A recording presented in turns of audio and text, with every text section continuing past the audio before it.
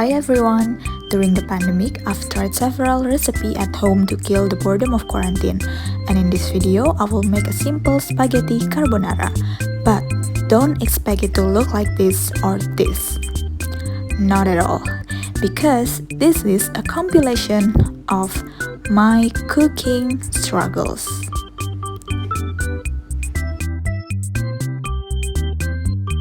First of all, let's prepare the ingredients. We need spaghetti, cheese, garlic, onion, pepper, milk, and then sausages.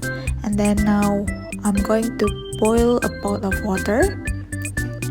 And while waiting for it, I'm gonna chop the garlic and the onion.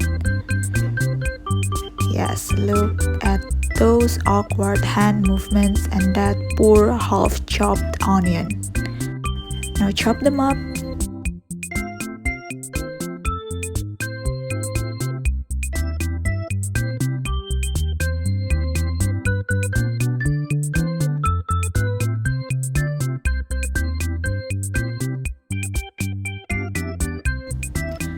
Now the water is boiling, so it's time to put the spaghetti. Put them there, and I also add some pinch of salt and boil the spaghetti for about 8 minutes. We can prepare for the carbonara sauce while waiting for the spaghetti to be done. Break the egg, pour the milk, and then grate the cheese. Add some salt once again, and then pepper, and oops, that's too much I guess, but don't worry, it's gonna be alright, hopefully. 8 minutes have passed and it's time to drain the spaghetti. I put them in a big bowl, and here comes another struggle. I'm going to add some butter. This is not sponsored, by the way.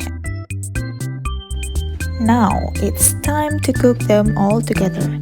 This is the last step, supposedly. So we melt the butter.